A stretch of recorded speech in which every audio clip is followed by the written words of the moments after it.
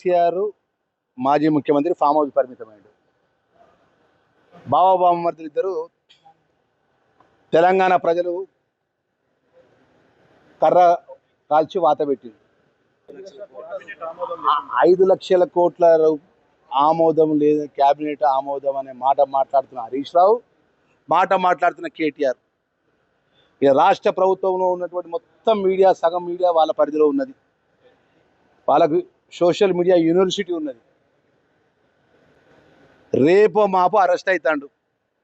ఈ అరెస్ట్ అవుతా అంటే ఏదో ఒకటి తెరదించాలి. డైవర్షన్ పాలిటిక్స్ అని అంటే మనిషి యొక్క సైకాలజికల్ డైవర్షన్ చేస్తా అంటారు.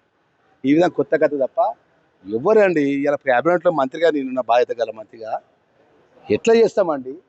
ప్రజలకు జవాబుదారీగా పనిచేస్తున్నామండి.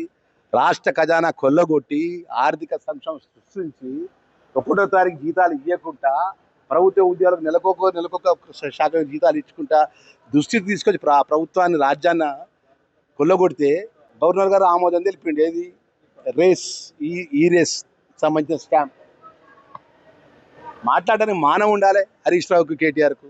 నేను ఒకటే చెప్తున్నా కదా, ప్రజలు అన్ని గమనిస్తారండి. మీడియా మిత్రులు మనం చేస్తున్నాం. యథార్థం అనేది ఎప్పుడు దాగదండి. యథార్థం అనేది ఎప్పుడు దాగది. ఇలా 5 లక్షల కోట్ల రూపాయల కుంభకోణం చేస్తే వాస్తవాలు వాళ్ళ దగ్గర ఉంటే, ఆధారాలు వాళ్ళ దగ్గర ఉంటే మీడియా ముందు మాట్లాడేవానండి. దమ్ము ధైర్యం ఉంటే. నోరు ఉన్నది కదా అని చెప్పి ఏది పడితే అదే మాట్లాడితే ఇక్కడ ఎవడు ఊరుకోడు. ఎట్లా జవాబు చెప్పాలి అట్లా జవాబు చెప్తాం. అర్థమైందా? మేము ఎందుకంటే ప్రజల పక్షాన ఎన్నుకోబడ్డాం, ప్రజలకు జవాబుదారిగా పనిచేసుకుంటూ పోతాం. వాళ్ళకి చిల్లరగా ఈ యొక్క డైవర్ట్ పాలిటిక్స్ మాకు తెలియదండి. మాకు ఏలడు రేసు, ఈ రేసు లోపల జరిగిన పాపానికి రేపో మాపో పోయి జైలు పోయి జిమ్ చేసుకో కేటీఆర్. జిమ్ చేసుకుంటా, యోగాసనాలు చేసుకుంటా, 6 ప్యాక్ తయారు చేసుకో, 6 ప్యాక్ తయారు చేసుకోపో జైలుకి పోయి.